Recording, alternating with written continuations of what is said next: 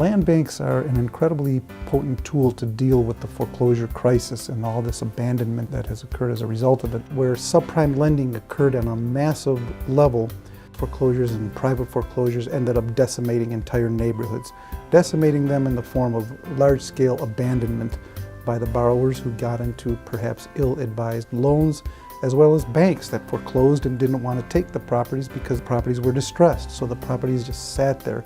They became vandalized. And it continues to be large-scale chaos in certain portions of the county and certain neighborhoods. Land banks have become an important part of reimagining our communities. Land banks are now playing a role of redevelopment on a much larger scale than any other local community development corporation or city entity.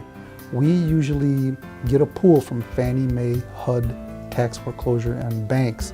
On average, we receive about 100 properties a month. We acquire these properties based on an evaluation that we do prior to taking title, and that evaluation will tell us whether or not it's a demolition or a rehab.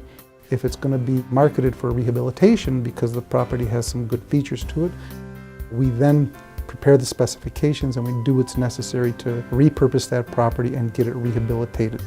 If a qualified buyer comes forward and is interested in purchasing a house from the land bank, what we essentially do is provide that buyer with what we call a renovation specification. That is what it would require in order to bring that property back up to code.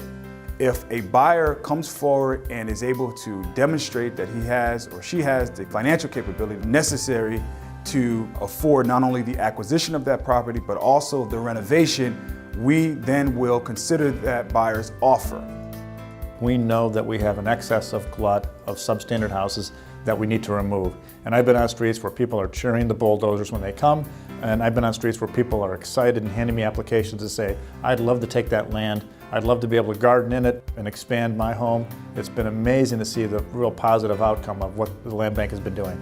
Demolitions strategically done in communities actually eliminate the blighting influences and allow the remaining property values to increase and stabilize at a higher dollar amount. We needed to find a tool, a vehicle, a repository in which that chaos could be harnessed by bringing those properties into the land bank so that those properties could properly be triaged, they could be examined. What we're looking at is how do we repurpose low-value properties, how do we repurpose land, and how do we create new value in our neighborhoods that have lost significant value due to the foreclosure crisis.